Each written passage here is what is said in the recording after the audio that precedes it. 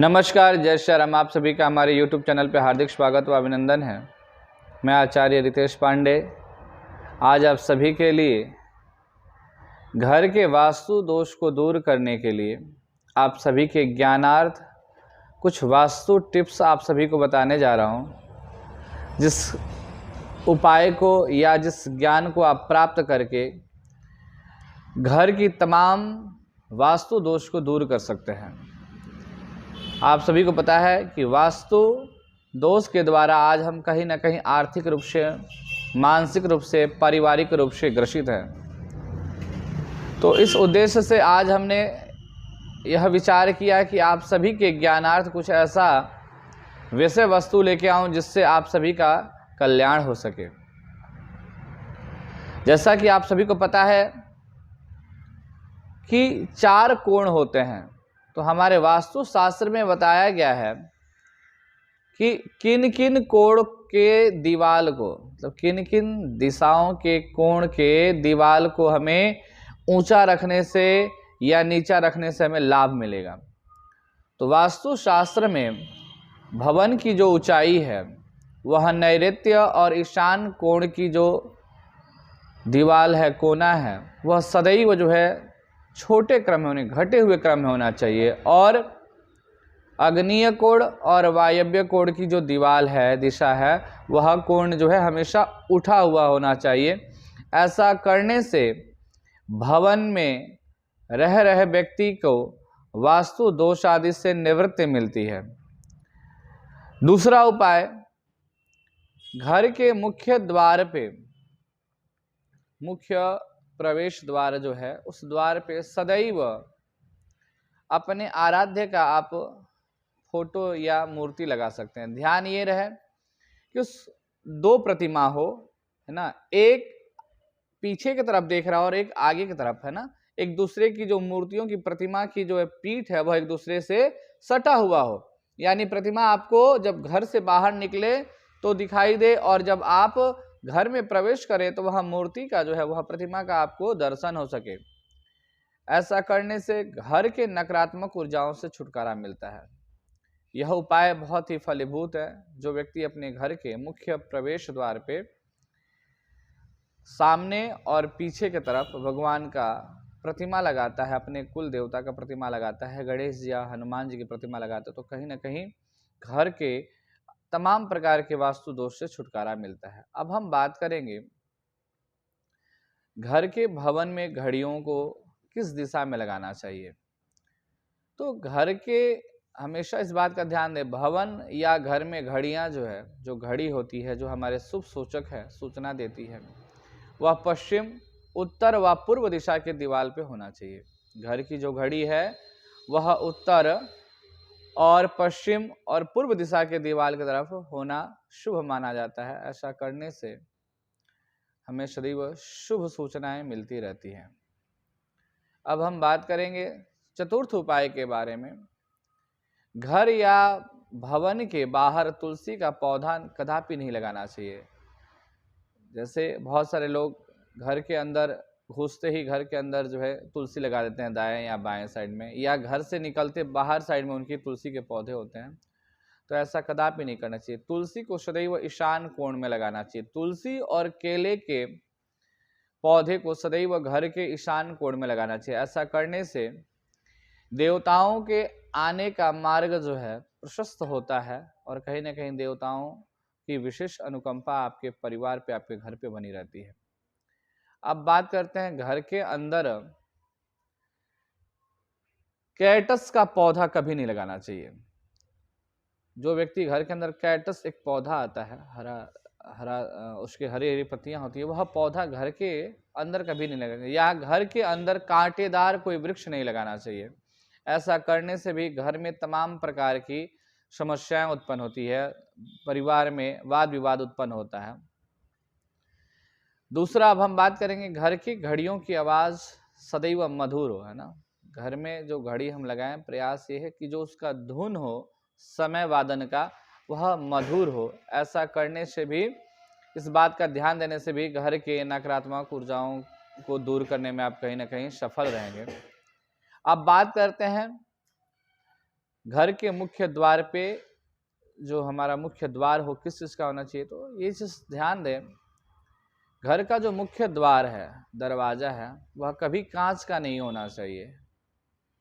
हाँ, ये जरूर है कि अगर आपका घर दक्षिणाभिमुख है, दक्षिण की तरफ फेस है घर का, तो ऐसे में आप घर के मुख्य द्वार पे दक्षिण के दिशा के तरफ फेस करके दर्पण लगा सकते हैं, शीशा लगा सकते हैं।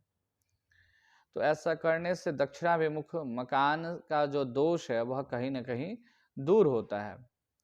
अब हम बात करेंगे घर का जो पानी है, या कई बार बारिश आदि होता है तो उसकी जो पानी का बहाव किधर रखना चाहिए, जल का बहाव का विशेष ध्यान रखना चाहिए। तो जो जल का बहाव है, नाली का जल जो है निष्कासन वाला है, वह सदैव उत्तर पूर्व या पूर्व उत्तर की ओर बहे तो वह शुभ होता है। ऐसा भी, इस बात का भी हमें विशेष रूप से ध्यान देना चाहिए। जो घर के जल है, नाली है, चाहे वह बरसात आदि की पानी का हो या फिर घर के काम काज से यूज हुआ वह पानी हो, उसका बहाव उत्तर पूर्व की तरफ या पूर्व उत्तर की तरफ होना चाहिए। ऐसा होने से भी विशेष लाभ देना चाहिए।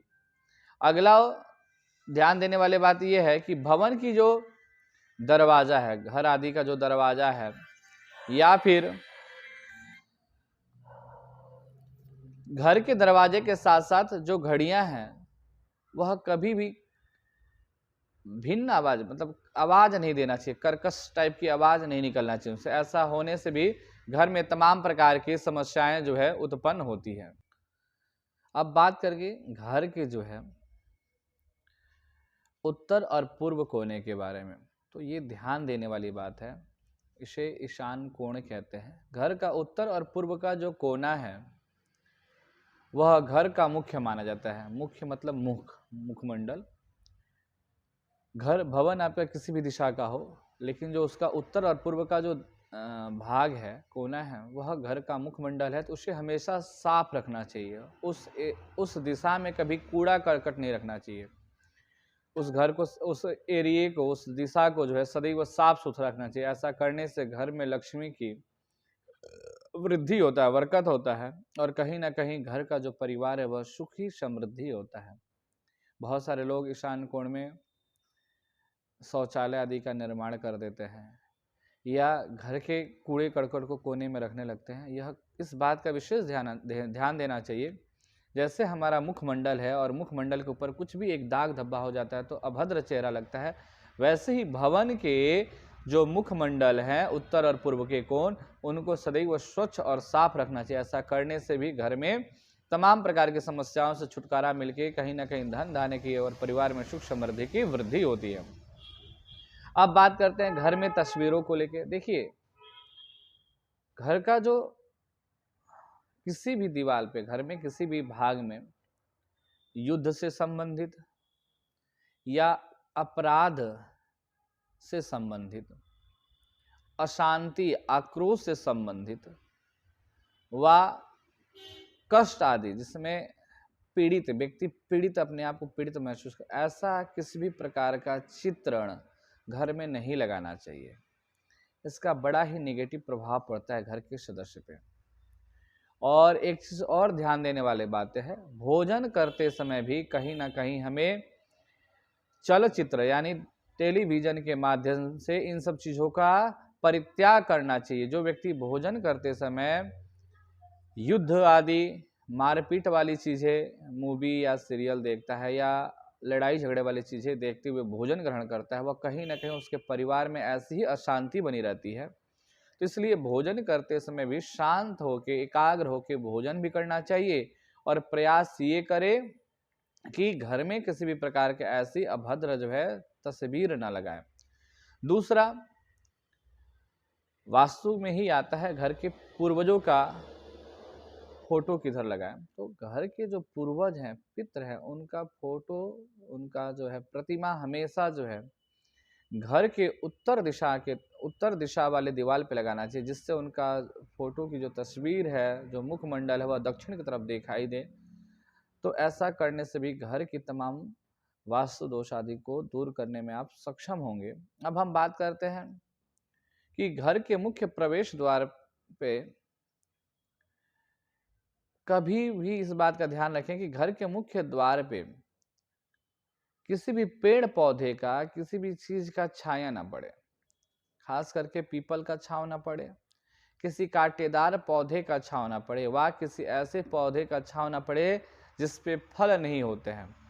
अगर इस प्रकार के किसी वृक्ष का छांव आपके ऊपर, आपके घर के ऊपर पड़ता है, विशेषतः पीपल का तो ध्यान देना चाहिए, तो कहीं ना कहीं आपका परिवार जो है धीरे धीरे दबता चला जाएगा।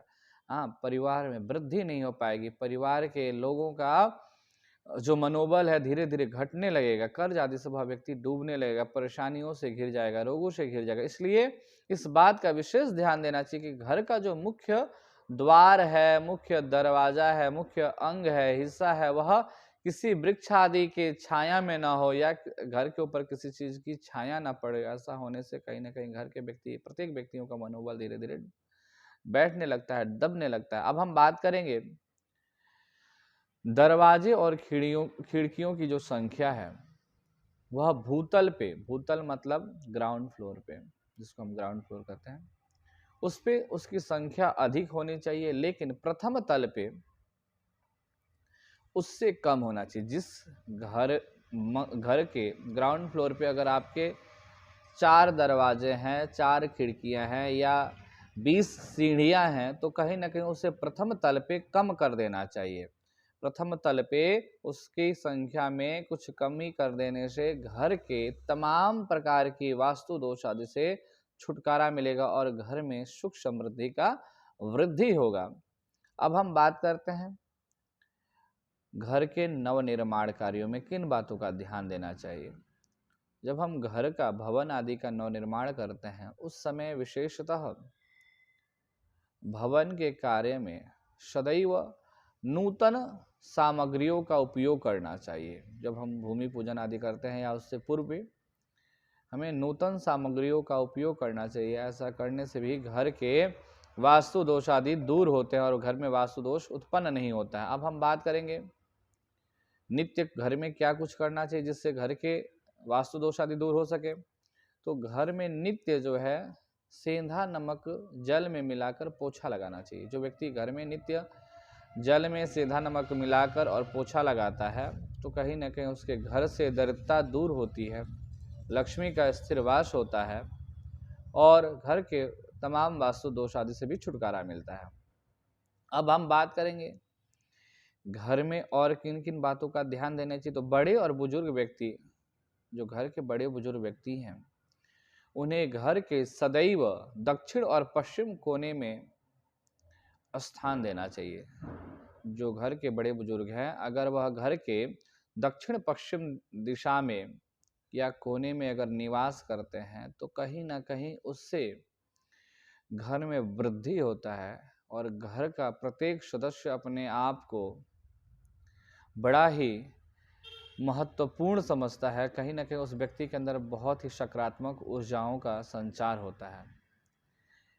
अगला जो ध्यान देने वाली बात है, घर का जो ज्येष्ठ पुत्र हो उसे सदैव पूर्वाभिमुख होकर सोना चाहिए। इस बात का विशेष ध्यान दें। जो घर का प्रथम पुत्र है, ज्येष्ठ पुत्र है, उसे सदैव पूर्वाभिमुख होकर सोना चाहिए।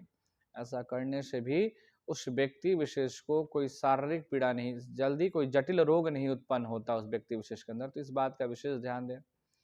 और सबसे लास्ट जो विशेष ध्यान देने वाली बातें हैं 2-3, वह यह है कि घर का जो तिजोरी है वह सदैव उत्तराभिमुख होकर खुले। वह भी वास्तु दोष आदि के द्वारा ही है, वास्तु में ही आता है कि घर का जो तिजोरी का मुख है वह उत्तराभिमुख होकर खुले, तो विशेष फलीभूत होता है। और दूसरा जो विशेष ध्यान देने वाली बात है, घर की स्त्रियों को अपने किचन में, है ना, रसोई घर में सदैव स्नान आदि करके ही भोजन आदि बनाना चाहिए। जिस घर में स्त्रियां स्नान आदि से निवृत्त होकर भोजन पकाती हैं, उस घर में देवताओं का वास होता है और घर के प्रत्येक सदस्य कहीं ना कहीं खुशहाल रहते हैं, सुखी रहते हैं, समृद्धि होते हैं, धनवान होते हैं। तो आज के इस वीडियो में इतना ही। मिलते हैं किसी नए वीडियो के साथ, तब तक के लिए आप सभी को मेरा नमस्कार।